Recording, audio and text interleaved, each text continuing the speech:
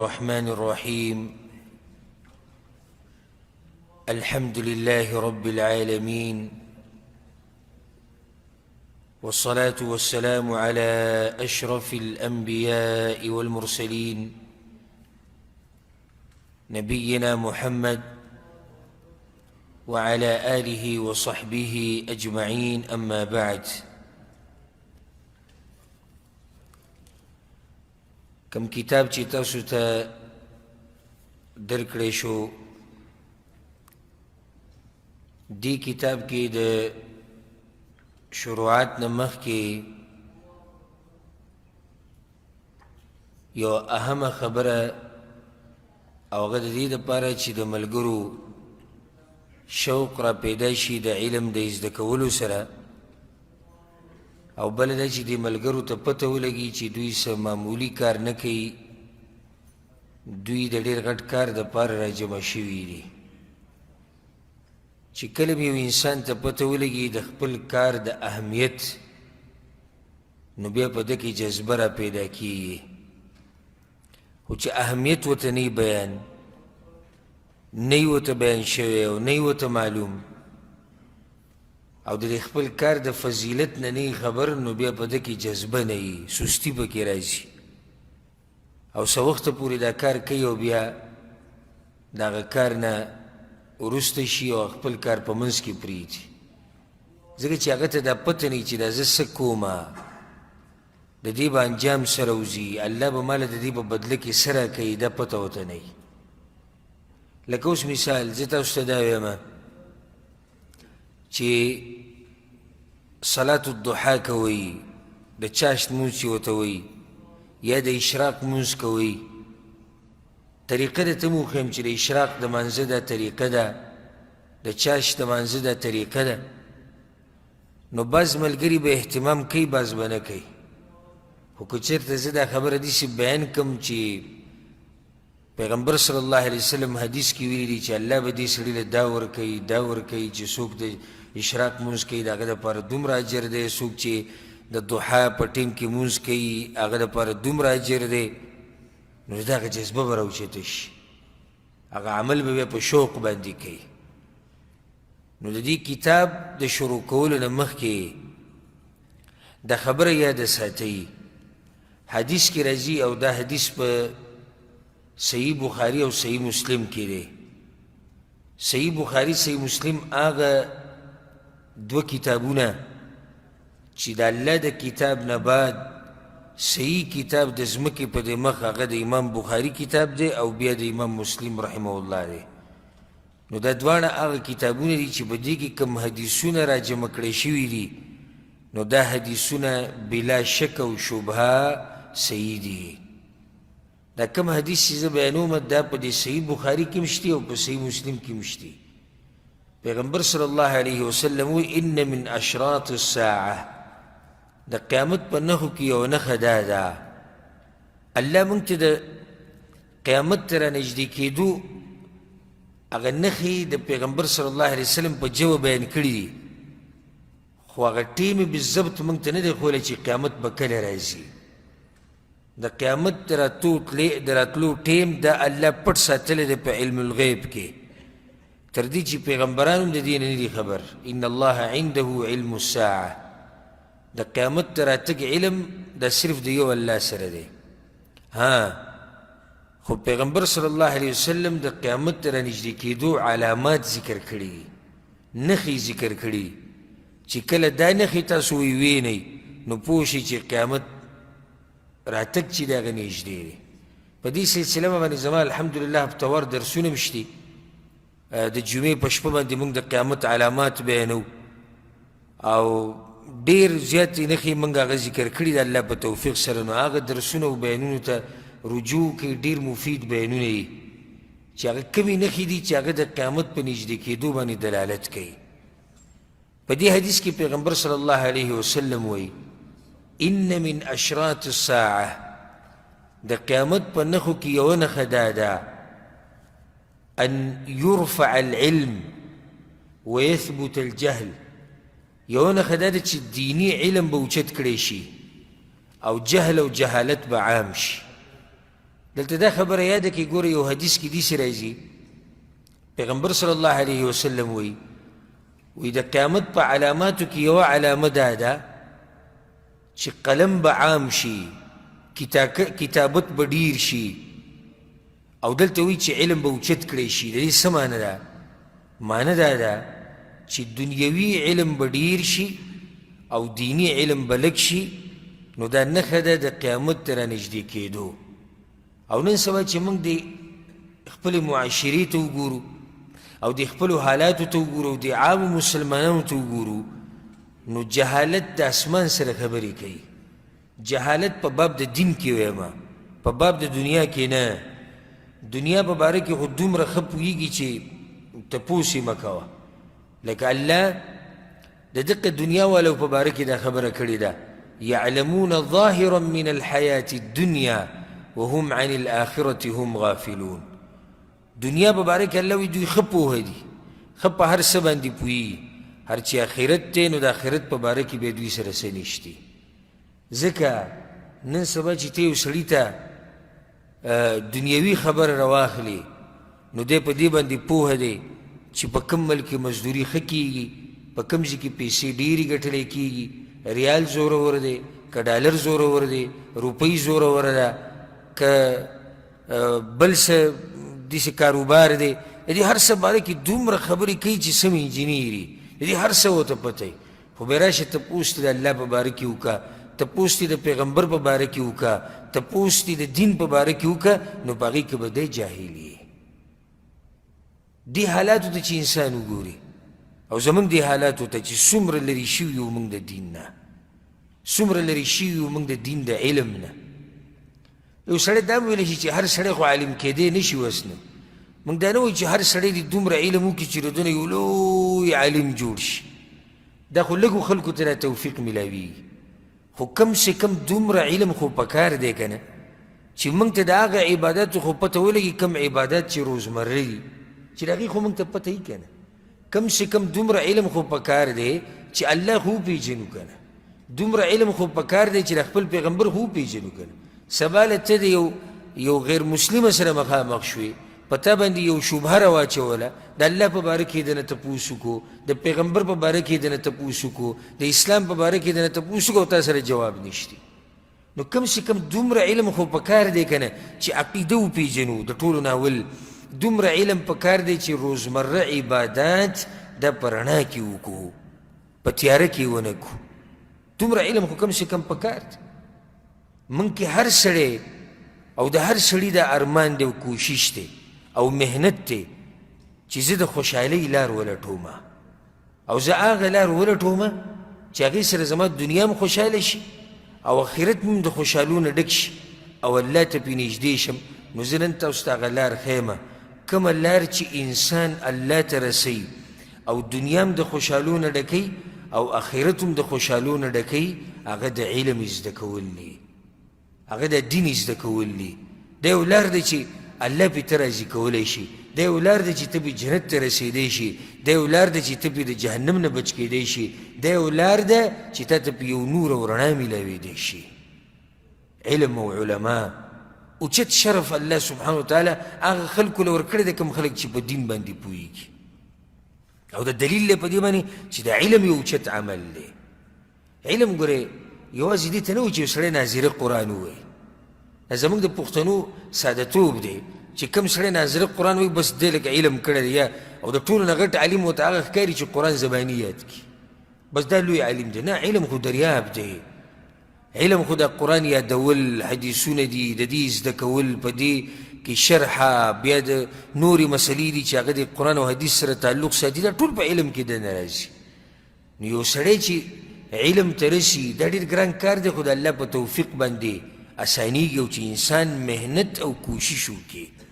په دې ځای کې زموږ دا راجمع کېده دا هم د دغې دپاره دی چې موږ څه نه څه زده کړو. د دنیا دپاره موږ څومره ټیم ورکوو، سحر شي او ماښام شي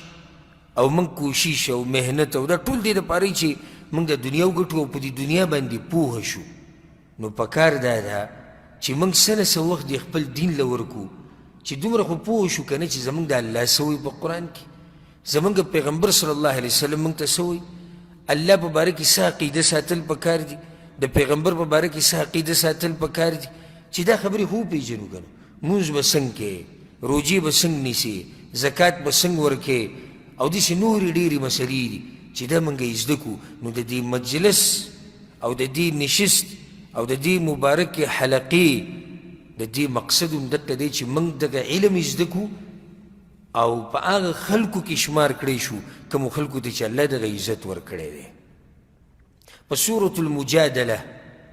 یا سورة المجادله کې الله سبحانه وتعالى وی يرفع الله الذين آمنوا منكم والذين أوتوا العلم درجات. الله په دې ټولو انسانانو کې مؤمنانو چت کړي دي، مؤمنانو له الله وي ما اوچت مقام ورکړی دی. آیت کې الله وي او په مؤمنانو کې الله وي ما هغه خلک اوچت کړي دي چې کومو ته علم ورکړی شوی دی. نو په انسانانو کې غوره څوک دي؟ مؤمنان دي. او په مؤمنانو کې غوره څوک دي؟ هغه علما دي او اهل علم دي. کوشش به موږ دا کوو چې موږ هم په دې غوره خلکو کې راشو. موږ به محنت دا کوو چې الله سبحانه وتعالی چې د کومو خلکو تزکیه او تذکره کړې ده چې موږ هم په دوی کې شامل شو. دا مقصد دی دلته د راجمع کېدو. ګورئ سورة آل عمران کې الله سبحانه وتعالی د یوې خبرې ګواهي ورکړې ده او بیا په دې ګواهۍ کې د ځان سره علما شریک کړي دي. نو څه وایي الله؟ شهد الله أنه لا إله إلا هو. الله وایي زه په خپله د دې خبرې ګواهي کومه چې زما نه علاوه د عبادت حقدار الله وایي هېڅ څوک نشته. ښه دا ګواهي نور څوک کوي؟ والملائکة وأولو العلم. الله وی ملائکه هم د دې خبرې ګواهي کوي او د علم خاوندان هم د دې خبرې ګواهي کوي. دا ګوره ډېر لوی عزت دی چې الله د چا تذکره د خپل نوم سره وکړي. اوس که موږ ته داسې وویلی شي چې یاره د پلاني ملک وزیر اعظم ستا تذکره کوله او مجلس کې ناست او ته یې یاد کړې، یا پلانې ملک صاحب او پلانې خان صاحب او هغه پوجي او هغه پولس او هغه پلاني چې دنیوي رتبه ورسره غټوي او هغه ستا نوم والي، ته به څومره خوشحاله یې. په دې باندې خصوصا د اهل الدنیا دنیا والا سخت به خوشحالېږي. خو سم خیال دی چې کله الله سبحانه وتعالی ستاسو تذکره د خپل نوم سره وکړي او دا وایي چې زه ګواهي ورکوم د دې خبرې او دا د علم خاوندان د دې خبرې ګواهي ورکوي. د دې شرف د ګټلو دپاره او د دې عزت د ګټلو دپاره موږ دلته راجمع شوي یو. موږ غواړو چې دغه آیت کې موږ هم راشو. ګوره الله سبحانه وتعالی نه یره. هر سړی دا وایي زه د الله نه یېرېږم، چې مؤمن دی مسلمان دی نو د هغه دا وایي چې زه د الله نه یېرېږم. خو آیا د ټول خلک د الله نه یو شان یېرېږي؟ نه، ټول خو یو شان نه یېرېږي. څوک د الله نه ډېر یېرېږي، څوک داسې منځنۍ درجه کې دی، څوک ډېر کمزوری دی. وجه څه ده؟ دا خلک ټول ولې یو شان نه دي په دې کې؟ حالانکې کلمه زه م ویم، کلمه ته م وایې، کلمه هغه م وایي، کلمه دی م وایي، خو ټول د الله نه یو شان نه یېرېږي. په کې درجې دي، بیا څوک ډېر یېرېږي څوک لږ یېرېږي. وجه څه ده؟ وجه دا ده چې دا ټول یو شان الله نه پېژني. د دې ټولو علم د الله په باره کې یو شان نه دی او د الله نه هغه سړی ډېر یېرېږي چې څوک الله ډېر پېژني. د خپل رب په باره کې ورسره علم وي چې څومره ته خپل رب پېژندو که نه دومره به ته ډېر یېرېږي. څومره چې ته د هغه په خبرو باندې پوهېدې دومره به ته ډېر یېرېږي. څومره چې ته په دې دین کې ورننوځې دومره به د الله نه ډېر یېرېږي. او څومره چې د الله په باره کې ته جاهل وي او څومره چې د دین په باره کې ته جاهل وي دومره به ته د الله نه لرې. لکه په دې دلیل واوره، الله په قرآن کې څه وایي؟ انما يخشى الله من عباده العلماء. الله وایي یقینا زما په بندګانو کې چې زما نه ډېر یېرېږي هغه د علما دي. دا الله وایي، زه نه وایم. الله وایي زما په بندګانو کې علما زما نه ډېر زیات یېرېږي. وجه څه دی چې د علما ډېر یېرېږي؟ د هغې جواب دا دی چې د علماو سره علم دی چې زموږ رب څوک دی، الله پیژني. لکه اوس تا ته دا پته ولګېده، موږ به دا درسونه کوو انشاءالله، په دې کې د قرآن ترجمه به م راځي. سورة المجادله په دې اوله کې یو آیت دی انشاءالله نن کیدای شي موقع میلاو نشي د هغې د شروع کولو روان درس کې به شروع کوو. یو زنانه راغلې وه په پیغمبر صلی الله علیه وسلم پسې چې د هغې نوم څه خوله رضی الله عنها. دې خوله شکایت راوړی پیغمبر صلی الله علیه وسلم ته د خپل خاوند، وی یا رسول الله زما خاوند زهار کړی دی. زهار په عربۍ کې څه ته وایي چې یو سړی خپلې ښځې ته ووایي ته په ما داسې یې لکه زما خور، یا ته په ما داسې یې لکه زما مور، دې ته زهار وایي. دا خوله ښځه وه د اوس بن صامت رضی الله عنه. اوس بن صامت یو خو عمر یې زیات و، بل مالی حالات هم کمزوري و، نو د ده او د دې ښځې په منځ کې څه خبرې راغلې وې چې خبرې راغلې بس د دې ښځې ته وایي ته په ما حرام یې. نو په هغه وخت کې لا دا مسله شریعت کې نه و بیان شوې چې یو سړی ښځې ته داسې ووایي نو د هغه به څه کېږي، دا مسله الله لا نه و بیان کړې. خو په هغه ټیم کې د خلکو دا عادت و چې چا به خپلې ښځې ته دا ووایي چې ته په ما حرام یې، نو دا ښځه په ده باندې د همیشه دپاره څه شوه حرام شوه. دا د خلکو طریقه و، لا وحي پکې نه و راغلی. دا ښځه راله به پیغمبر صلی الله علیه وسلم پسې وی یا رسول الله اوس خو ما ته ووایي چې ته په ما حرام. نو پیغمبر صلی الله علیه وسلم ورته زم دې کې تعالی څه جواب نشم درکولی، الله خو ما ته څه نه دي ویلي، یعنې دې باره کې لا وحي نه ده راغلی، بس همدقه خبره ده چې هغه وایي حرامه جو حرام. هغې جړه شروع کړو، جړه یې شروع کړه، فریاد یې شروع کړو. وی یا رسول الله ځواني زما ټوله ختمه کړه، مطلب دا چې د کوم وخت نه زه د ښځه یم چې اوس زه بوډۍ شوم، دی ما ته وایي ته په ما حرام یې. یا رسول الله زما د بچو به څه کېږي؟ او پیغمبر صلی الله علیه وسلم په هر ځای کې دا وایي، وایي زه څه ووایم، الله لا څه نه دي ویلي. ګوره دې ځای کې دې خبرې ته اشاره، دا بس جاهلان راولګي په دین کې د ځان نه به خبرې کوي، عام سړی به یي که نه. اوس دا پیغمبر دی خو په دین کې د ځان نه خبرې نشي کولی. پیغمبر ورته وایي زه څه ووایم تا ته، الله لا څه آیتونه نه دي نازل کړي. او هغې دا کوشش کوي چې نه یا رسول الله لکه ته ووایه چې نه ته نه یې حرامه واپس شي. وی یا رسول الله زما د بچو به څه کېږي؟ که دې پلار ته یې پرېږدمه نو تربیت یې خرابېږي، که ځان ته یې پرېږدمه د دې پلار نه علمه نو وږي تږي کېږي، ځکه چې هغه ولس رزق ګټي او هغه دروازه به یې بندې شي. یا رسول الله زه څه وکړم، یا رسول الله زه څه وکړم. او پیغمبر صلی الله علیه وسلم دقه یوه خبره کوله چې الله خو ما ته لا څه نه دي ویلي، زه تا ته څنګه ووایم چې او ته د هغه دپاره حلال یې. نو دا وته په دې دروازه کې وایي زه خپل شکایت الله ته کوم. په دې دروازه کې وتو کې دا وایي چې زه خپل شکایت چا ته کوم؟ خپل شکایت الله ته کوم. چې دا څنګه ووته نو وحي راله، جبریل علیه السلام راغی، ایتونه یې راوړو. الله څه وایي ګوره دې ته غوږ کېږه. تاسو ته وایم چې څومره قرآن باندې پوهېږي دومره به د الله نه یېرېږي، څومره چې الله پېژني دومره به ته یېرېږي. اوس دې آیت ته غوږ کېږده. که چېرته د دې آیت په ترجمه یو سړی پوه شي او پس منظر د دې آیت پس منظر څه دی، ولې الله دا خبره کوي، ته په دې پوه شوې ورب الکعبه د خپل رب نه به ډېر زیات یېرېږي. لکه دې آیت کې الله څه وایي، جبریل راغی آیتونه یې راوړي، او په دغه آیتونو کې الله وایي قد سمع الله قول التي تجادلك في زوجها وتشتكي إلى الله والله يسمع تحاوركما. الله وی یقینا اے پیغمبره ما واورېده وینا د هغه ښځې چې تا سره یې بحث کوو د خپل خاوند په باره کې، ما واورېده وینا. عائشه رضی الله عنها وی پاک دی هغه رب چې د هغه عرش نه هغه خبرې واورېدې. زه وی ولاړه ومه د دې ښځې خبره مې اورېده او په منځ کې دیوال و، زه په اخوه کوټه کې ومه. وی ما غوږ ایښودی چې دا خوله پیغمبر صلی الله علیه وسلم ته څه وایي او هغه به څه جواب ورکوي. نو وی د دې بعض خبرې ما ته راتلې او بعض نه راتلې، یعنی په منځ کې صرف یو دیوال دی، خو د خوله په خبرو باندې زه پوره پوه نه شو. بعض اواز راتو او بعض پرې کېدو او یا هغه الله د عرش نه ټوله خبره واورېده. زه تاسو ته دا وایم دا آیت تاسو واورېدو، هسې د علم فضیلت مې بیانو، دا آیت تاسو واورېدو، پس منظر باندې هم پوه شوئ، په ترجمه هم پوه شوئ چې الله وایي ما واورېده وینا د دې ښځې. بیا د عمر بن خطاب رضی الله عنه په دور خلافت کې هسې دا خبره مخې ته راله. خوله بوډۍ شوي و ډېره مشره ښځه وه بیا. نو عمر بن الخطاب رضی الله عنه خلیفه و امیر المؤمنینو روانو د څو کسانو سره یو بوډۍ ورته آواز وکړو وی عمره داسې ورته هم ونه وي امیر المؤمنین عمره وی دې خو راشه داسې عاجزي الله په هغوی کې اچولې وه. هغه ورغی بوډۍ پسې ولاړو خبرې ورسره وکړې بیا راغی. نو هغه ملګرو ورته ووی وی امیر المؤمنین ته خلیفه یې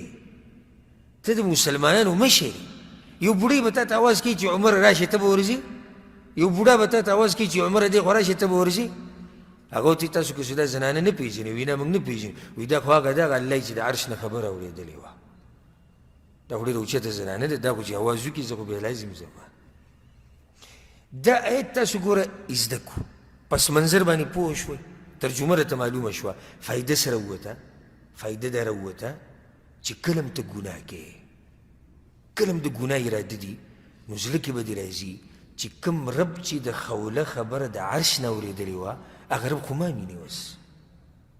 هغه رب خو زما خبره مه اوري. نو آیا دا مناسب دی چې هغه رب زما خبره اوري او زه هغه څه ووایم چې د هغه نه یې خوښ؟ دا مناسب دی چې کوم رب ما اینې لکه اوس یو حدیث کې دا راځي پیغمبر صلی الله علیه وسلم وی الله چې تکه توره تیارۍ شپی او نیمه شپی او توره ګټی تور کاڼی او دا کاڼی مینی او په دې باندې له پاسه تور میږی رواني نو الله د عرش نه دا میږی اینیم او د ده د قدمونو آواز وموري. چې کله تا ته پته ولګي چې ستا رب دومره اوچت ذات والا دی او علم دې ډېر شي ما دا خبره د علم پورې ټوله راواغسته علم دې ډېر شي او دا الله وپېژنې نو بیا به ته دې الله نافرماني وکړي بیا نه کوې نافرماني. موږ چې څومره نافرماني د الله کوو دا د جهالت د لاسه کوو د دین نه د لرې کېدو د لاسه زموږ دا نافرمانیانې روانې دي. دین په مشرق کې دی موږ په مغرب کې یو زموږ دا مطلب دی چې دا دین بس دغې ته وایي کلمه لا اله الا الله وایه او بس زه دیندار یم او زه چې په دین پوه یم نه دین زده کول غواړي څه وایي الله په مانځه کې ګوره موږ راشو په مانځه کې ودرېږو سوره فاتحه ووایو ته څه وایې دا سوره فاتحه څه مطلب دی دې څه مطلب دی ما ته خو پته نشته دا تا چې قل هو الله احد وایي د دې څه مطلب دی د دې خو ما ته پته نشته. نو چې پته نشته ستا په دې مانځه کې خون به راشي کله چې موږ د جومات نه راوځو او بهر بیا بعض خلک خبرې کوي چې امام صاحب نن دا مونځ اوږد کو او تنګ شوی دی امام مونځ نه دی اوږد کړی امام مونځ برابر کړی دی مشکل دا و چې دی د امام په دې تلاوت باندې نه پوهېدو نو دی ځکه تنګ شوی دی. که زما او تا سره کیرله والا خوا کې کښېني یا بنګالي ژبې والا خوا کې کښېني چې موږ د هغوی په ژبه نه پوهېږو او لګیی ما او تا به بور کېږو که نه بور کېږو بور کېږو ځکه چې موږ ته هېڅ پته نشي دی څه وایي چې ته په یو امام پسې شاته ولاړې تا ته دا پته نشي چې د امام څه وایي بلکې تا ته دا پته هم نشي چې ته څه وایې نو ستا په دې مانځه کې به خوند د کوم ځای نه راشي ستا په دې عباداتو کې به خوند د کوم ځای نه راشي د دې خوند را پیدا کولو دپاره دا قسمه مجلس موږ ایښودی دی. ځکه موږ دا کتاب غوره کړی په دې کتاب کې د دې اخرني صورتونو ترجمه او تفسیر دی. وجه دا ده چې په مانځه کې اکثر زموږ د ملګري د اخرني لنډي صورتونه وایي نو چې کم څه کم موږ خو په دې پوه شو که نه چې دا موږ څه وایو. دا خبره ټوله ما دې پورې راواغسته چې یو سړی څومره الله پیژني نو دومره به د الله نه یریږي. ګوره پیغمبر صلی الله علیه وسلم ته الله یوه دعا ښوولې ده په قرآن کې هغه دعا څه ده وقل رب زدني علما او ای الله زیات که زما علم ته اوس ده پته شتي یو دا دعا الله چا ته ښوولې ده پیغمبر ته یې ښوولې ګوره دا یاد کړئ ښه چا ته یې ښوولې ده پیغمبر ته. دویم دا یاد کړئ یو دعا هم الله پیغمبر ته داسې نه ده ښوولې چې ای پیغمبره ته ووایه چې یا الله ماله دنیا ډېره راکړه نه یا الله ماله مال ډېر راکړه نه یا الله ماله بچي ډېر راکړه نه یا الله ماله شهرت راکړه نه یا الله ماله اوږد ژوند نه صرف دا یو علم ورته ویلی دی وی ای پیغمبره ووایه چې یا الله زما علم ډېر کا دا د علم فضیلت دی که نه پیغمبر دا دعا غواړي وي الله زما علم ډېر کا نو موتانی محتاج دی دعا ته موتانی محتاج دی علم ته خو دې کې څه کمال دی که نه چې الله پیغمبر ته وایي چې ته دا وایي چې زما علم ډېر کا خو دې کې کمال دی که نه ګوره یو حدیث کې راځي د حدیث ته غوږ کښېږدئ ډېر ناشنا حدیث دی امام ترمذي رحمه الله راوړی دی په نورو کتابونو کې مشتي من سلك طريقا يطلب فيه علما دې حدیث ته به په دې غوږونو صرف غوږ نه ایږدئ د زړه غوږونه غواړم د زړه په غوږونو زما دا خبره واورئ او ډېر زیات به خوشحاله شي من سلك طريقا يطلب فيه علما یو سړی دی یو لارې ونیوه د علم د زده کولو لپاره لکه څنګه چې تاسو دلته راغلي تاسو څه لپاره راغلي علم زده کول دا لار ده ته چې د کور نه راووتې خو په دې اراده راووتې که نه چې زه ځمه جومات کې به مونځ وکړم د منځه نه بعد به کښېنم یو دوه خبرې به یې زده کړم د الله د دین د معمولي کار نه دی ګورې ورب الکعبه معمولي کار نه دی موږ چې سحر راپاسو او یو سړی مزدورۍ له لاړ شي او ماښام راشي د ده تنخوا ټوله میاشت لکه دا نه چې صرف یو ورځ داسې کوي ټوله میاشت دی ځي راځي صرف پکې جمعه چوټي ځي راځي اخره کې کمپنیانو کې تنخوا څومره شي 1500 ریاله دا د ټولې میاشتې محنت دی زیاته راله 2000 15,000 زه یم 10,000 یې که د یو سړي تنخوا 10,000 ده او دا واوره یو سړی دی یوه لارې ونیوه د علم د زده کولو دپاره لکه ته چې اوس د کور نه راووتې جومات ته رالې د دین د زده کولو دپاره پیغمبر صلی الله علیه وسلم څه وایي واوره سلک الله به طریقا من طریق الجنه دې کوم سړي چې د علم دا لار ونیوه چې علم یې زده کوم الله ده ته د جنت لار سیده کوي چې جنت ته لاړ شي تا چې پوره میاشت محنت وکړو خو یو څو ریاله درته میلاو شو که نه او دلته تا لږ معمولي محنت وکړو د دین د زده کولو دپاره او الله درته د جنت لار سیده کړه په دې دین زده کولو باندې موږ ګوره جنت ته رسو یو حدیث کې داسې راځي کوم سړی چې د کور نه وځي او علم یې زده کوي حلقه کې کښېني جومات کې کښېني یونیورسټۍ کې کښېني مدرسه کې کښېني هر ځای کې چې کښېناستو خو علم یې زده کوي دا سړی داسې دی کالمجاهد فی سبیل الله لکه د الله په لار کې جهاد کوي جهاد څه ته وایي په عربۍ کې جهاد مشقت برداشت کولو ته وایي جهاد دا مطلب دی مختصر دا علم یې زده کولو مشقت برداشت کول دی و تاسو چې دلته ناست یئ خواهش شیطان دنیا دا هر څه په تا باندې رادغه شوي دي تا داسې په اله اسانه دې مجلس ته نه پرېږدي که نه داسې ده که نه ده ډېرې خبرې ستا زړه کې راځي خو ته چې دې جومات کې کښېنې ته مشقت برداشت کوې مشقت څه دی دا ټیم ته د الله دپاره وباسې او دنیوي کارونه ته بند کړي رابطې ته پرېږدي د بچو نه لرې د ملګرو نه لرې دا مشقت برداشت کول دي که نه دا د الله په لار کې جهاد کول دي ښه دغه حدیث کې مخکې څه دي ګوره وإن الملائكة لتضع أجنحتها لطالب العلم رضا بما يصنع او ملائک نه دي د الله چې کوم ملائک دي دوی خپلې وزرې خورئ هغه سړي ته چې څوک دین زده کوي ملائک خپلې وزرې خورئ هغه سړي ته چې څوک دین زده کوي وإن العالم ليستغفر له من في السماوات والأرض والحيتان في جوف الماء کم سړی چې علم زده کوي او بیا دا علم خلکو ته ښیي او دا دین نشر کوي د ده دپاره دې ته غوږ کښېږده ګوره د ده دپاره په ځمکو اسمانونو کې چې څوک دي هغه ټول د ده دپاره بخانه غواړي تر دې چې په اوبو کې دننه چې کوم مهي دي دوی هم وایي یا الله دا سړی وبخه په سوړه کې دننه چې کوم میږی دی دا هم د عالم دپاره دعا غواړي وإن العلماء ورثة الأنبياء علما د چا وارثان دي د انبیاو دا ګوره لوی شرف دی دا اوس چې موږ دلته کوم ناست یو دلته ګوره مال نه تقسیمیږي دلته دنیا نه تقسیمیږي دلته نور څه پالتو څه نه تقسیمیږي دلته میراث د پیغمبرانو تقسیمیږي ګوره یو سړي ته چې میراث کې د پلار نه ډېر مال پاتې شي څومره سینه ټپوي زموږ جیداد دی او دا خو زموږ د پلار و او دا نیکه او دا ډېر خوشحاله خو چې یو سړي ته په میراث کې د پیغمبر نه یو شی پاتې شي دا څومره اوچت قسمت واله دی پیغمبر صلی الله علیه وسلم وایي دا پیغمبران نه دي دوی دا علما نه دي وایي دوی د پیغمبرانو وارثان دي خو د بیا واوره وان الانبیاء لم یورثوا دینارا ولا درهما پیغمبرانو ګوره په میراث کې درهم او دینار او روپۍ نه دي پرېښودي وانما ورثوا العلم هغوی په میراث کې علم پرېښودی دی او دا ډېره مزیداره خبره ده فمن اخذه بحظ وافر نو دا علم چې چا واغستو دا میراث پیغمبر صلی الله علیه وسلم د لوی برخې خاوند دی وایي د لوی قسمت خاوند دی دا ستاسو لپاره زیری دی الحمدلله چې موږ ټول د هغه لوی برخې خاوندان یو چې الله موږ له د توفیق راکړی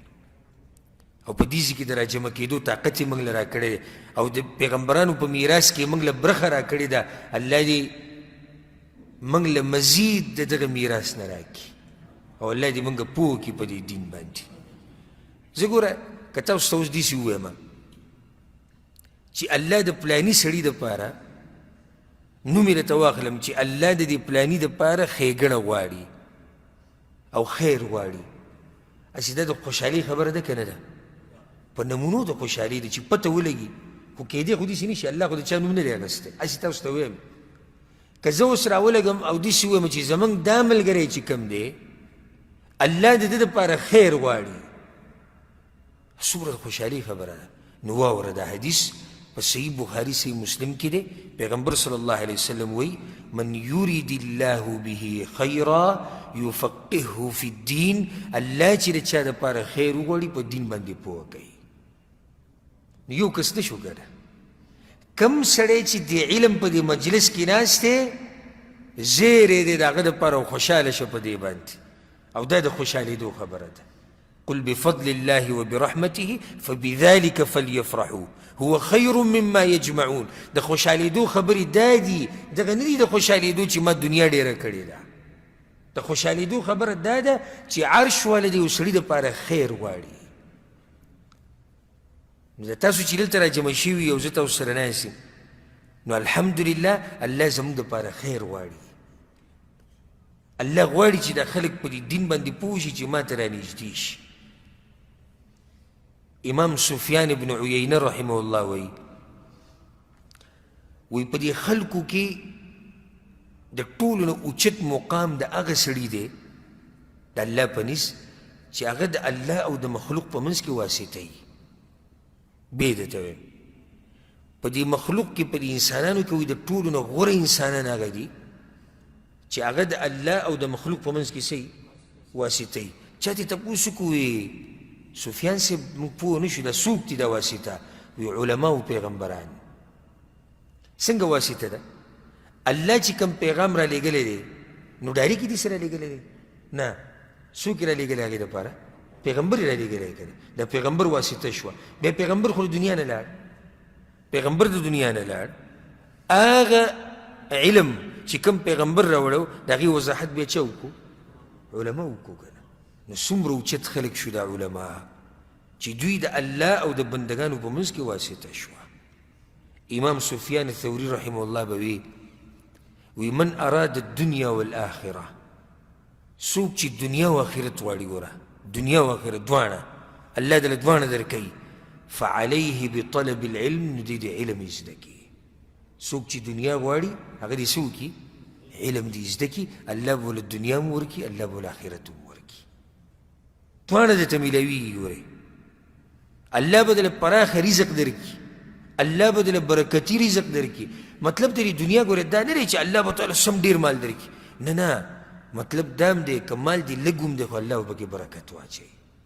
ستا ضرورت به پې پوره شي ستا دنیا به پې پراخه شي او آخرت به دلم الله درکوي نو دا علم دی اوچت نعمت دی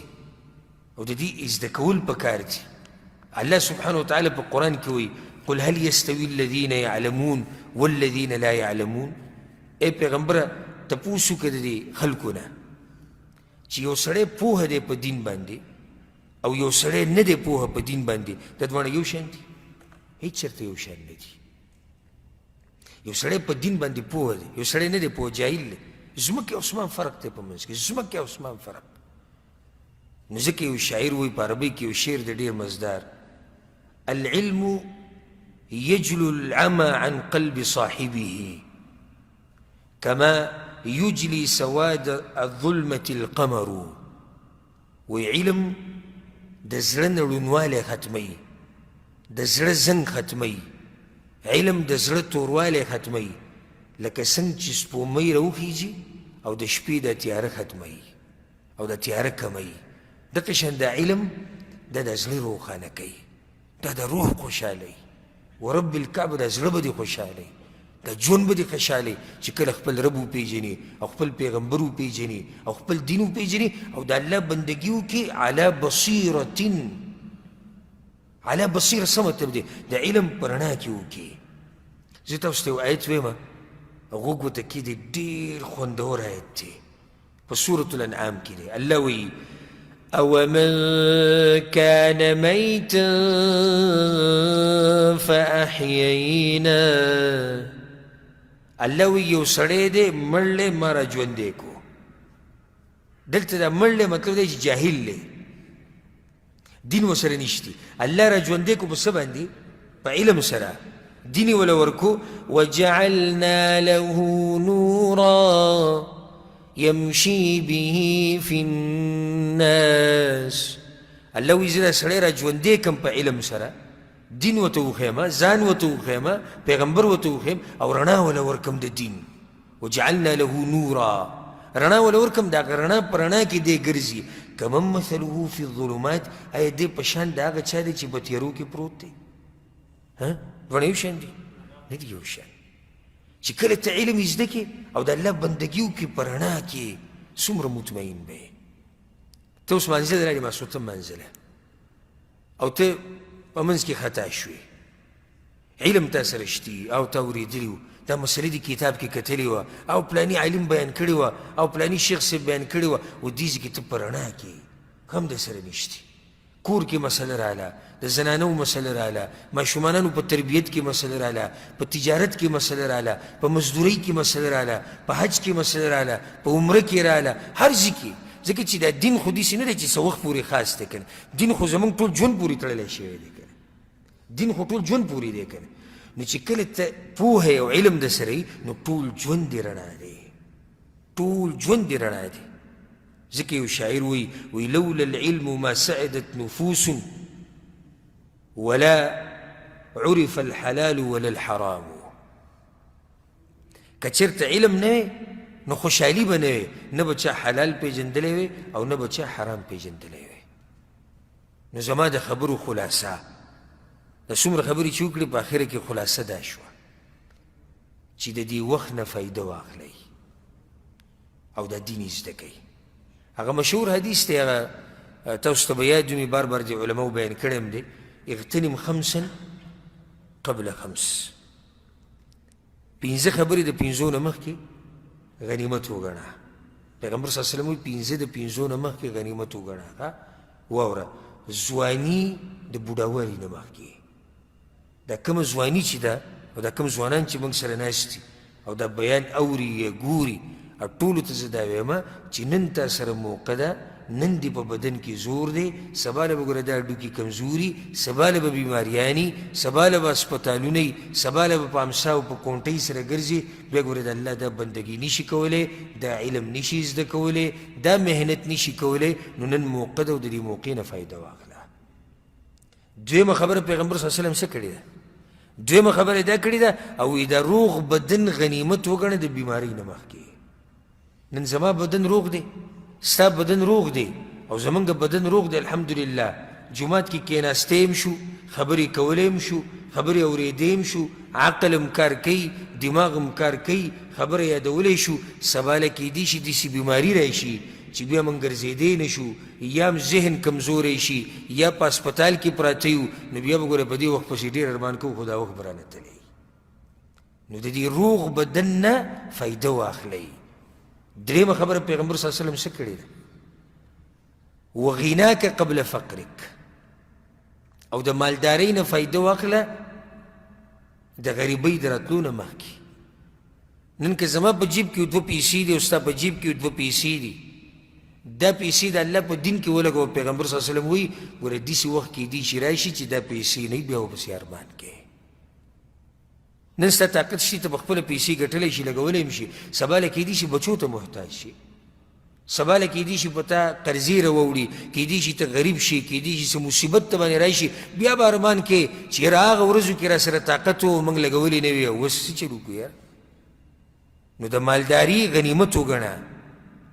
څلورمه خبره پیغمبر صلی الله علیه وسلم څه کړې ده؟ وفراغک قبل شغلک، او دا فارغه وخت د مصروفه کېدو نه مخکې غنیمت وګڼه. نن موږ سره فارغه وخت شتي چې موږ د ماسخوتن د مانځه نه بعد راجمع شو او په دې جومات کې کینو، ملګرو سره دا وخت شتي، سبا له داسې وخت هم راتلی شي چې دا ټیم به راسره نه وي. نو بیا به ارمان کې چې یاره هغه وخت کې راسره وخت خو زه نه وم ناست. نو د هغه ارمان کولو نه مخکې پیغمبر صلی الله علیه وسلم وایي څه چل وکړه، د دې وخت نه فایده واخله. او پنځمه خبره پیغمبر صلی الله علیه وسلم ډېره ناشنا ذکر کړې ده، وایي دا خپل مرګ د ژوند نه دی، ټول ژوند دا د مرګ نه مخکې غنیمت وګڼه. دا خپل ژوند ټول د مرګ نه مخکې غنیمت وګڼه. ورب الکعبه یو سیکنډ پکې لګي صرف ګورې د دنیا ته راتګ کیسه لږه اوږدی چې کله زنانه بیماره شي او هسپتالونه او منډې او یو شی او بل شي، هغه کیسې ګرانې، خو تلت یې ګوره ډېر په اسانۍ سره کېږي. ګورې صرف یو ټلیفون او یو آواز، سلام علیکم وعلیکم السلام، سی چل یاره هغه پلانې مړ دی، بس خبره ختمه شو، پلانې مړ دی، نور پکې هېڅ هم نه لګي. او په سیکنډونو کې خلک راولګي او په دې سړي باندې خاوره واچوي. زور هر سړي لګولی، څوک کشۍ راکاږي، څوک بیلچه راکاږي، څوک وایي قبر ته زه کوزېږم، څوک وایي زه کوزېږم. په څو سیکنډ کې، په یو څو منټه کې د خاورو ډېرې پرې دقه شان وځایي. بیا څه کولی شي؟ هېڅ هم نشي کولی. څه عمل شتي په قبر کې دننه؟ نشتی. قبر کې دننه بیا حساب کتاب دی، قبر کې دننه عمل نشتی. دا خبره درته کوم د زړه نه او زړه ته یې کوزه که. ګورې نن بازار هم شتي، په بازار کې مال هم شتي، او زما او تا سره د اخیستو طاقت هم شتي. سبا به نه مالي، نه به بازاري، او نه به طاقتي، هېڅ به هم نه وي سبا. ګورې نن الحمدلله موقع ده، بازار، سامان، طاقت، هر څه شتي. څه چې اخلي واخله، څه چې کې وکړه، الله ته چې په څه طریقه نږدې کېږي نږدې شه. خو چې دې قبر کې کېښودې دروازه ټوله بنده شوه، خبره لاړه ختمه شوه. نو د ژوند غنیمت وګڼئ. نن زموږ سره وخت دی، نن موږ سره مال دی، نن موږ سره صحت دی، نن موږ سره فارغه وخت دی، نن زموږ په بدن کې ساه کته ځي بره ځي، سبا له به هېڅ هم نه وي. ګورئ نو راځئ چې علم یې زده کړو، راځئ چې خپل رب وپېژنو. او دا درته وایم د دې وخت نه هم فایده واخلئ او د علماو نه هم فایده واخلئ. ګورئ یو حدیث کې دا راځي په صحیح بخاري صحیح مسلم کې حدیث دی، إن الله لا يقبض العلم انتزاعا ينتزعه من العباد. قیامت ته به نږدې الله علم اوچت کړي که نه. نو بیا پیغمبر صلی الله علیه وسلم وضاحت وکړو، وایي الله به علم داسې نه اوچتوي چې د خلکو د سینو نه به یې راکاږي، نه داسې نه اوچتوي. ښه نو یا رسول الله څنګه به اوچتوي؟ ولكن يقبض العلم بقبض العلماء. الله به علم ختموي د علماو په ختمولو سره. علما چې مري د علم ختمیږي، علما چې مري د علم ختمیږي. کله چې موږ د یو عالم جنازه راغستې او بیا په خاورو کې ږدو، دا سوچ مه کوئ صرف چې تا یو انسان راغستی د خاورو کې کېښوه، تا علم راغستی د هغه دې په خاورو کې کېښوه، ځکه چې د هغه د سینه د علم نه ډکه ده. کله چې عمر بن الخطاب رضی الله عنه وفات شو، شهید شو، او صحابه کرامو ښخ کو، نو عبدالله بن مسعود رضی الله عنه جړل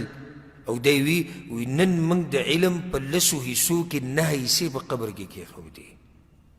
یعنې موږ عمر بن خطاب په قبر کې نه دی ایښودې، موږ 9 حصې علم په قبر کې کېښو. نو نن الحمدلله موږ سره علما هم شتي، او زموږ په ژبه کې، په پښتو کې کومه ژبه چې ته غواړې په هغه ژبه کې عالم شتي. بیان ته په انټرنیټ اورېدی شي، بیان ته په جومات کې اورېدی شي، بیان ته په آډیو طریقې سره اورېدی شي، کتابونه شتي، میموري کارډ شتي، آنلاین درسونه شتي، مدرسې شتي، یونیورسټیانې شتي، هر څه شتي چې الله دې نه تپوس کړي چې تا ولې علم نه دی کړی. موږ سره څه عذر شتي؟ هېڅ عذر نشته. پخوا به لا خلکو دا ویزه ګاډي نشتي او وسایل نشتي او غریبي ده او مالداري. ته اوس کور کې کښېنه آنلاین درس وایه، کور کې کښېنه د بچو په منځ کې د ملګرو په منځ کې دین زده کوه. چې بیا هم نه زده کوې خو بدبختي شوه که نه. چې ستا جومات ته، ستا د کور خوا ته، ستا د فیکټرۍ خوا ته، ستا د کار د ځي خوا ته حلقه د علم لګي او درس پکې کېږي او ته په هغې کې نه کښېنې، نو څه وزر شته الله به مخکې. نو ځکه زما تاسو ته د نصیحت دی چې د علم شوق او جذبه زیاته کړئ، کوشش او محنت شروع کړئ. صرف دا نه ده چې موږ په دې هفته کې د یو درس کوو خبره ختمه شو، نه، موږ به یو درس کوو، دا صحیح ده، خو نور به موږ ځان د دین سره تړلی ساتو. کتاب به ګورو، بیانونه به اورو، آنلاین چې کوم درسونه کېږي په نیټ باندې هغه به ګورو. دې فیسبوک کې دا ملګري اکثر ناسې دا خبرونه ګوري او دا راته زه یقیني وایم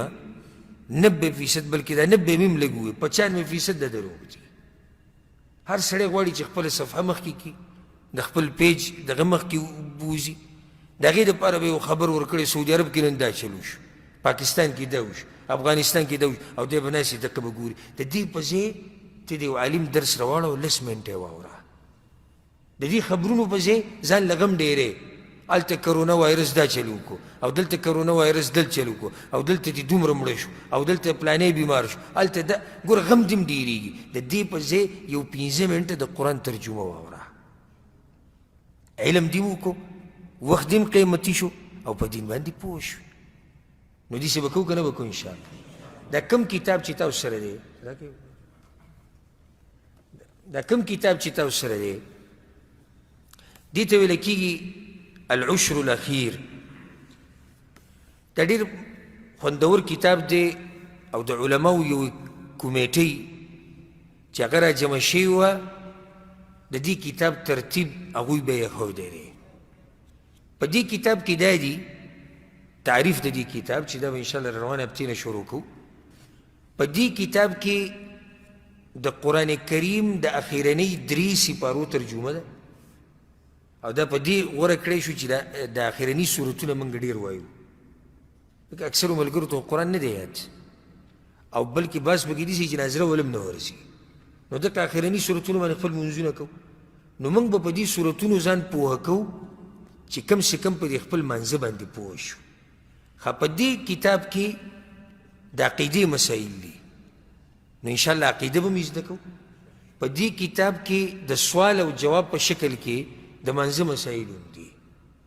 د منځه مسایل به زده کوو. په دې کتاب کې بیا مخې ته د اودس مسایل، د طهارت مسایل، د روجې مسایل، د زکات مسایل، ذکر او اذکار. ډېر قیمتي کتاب دی دا.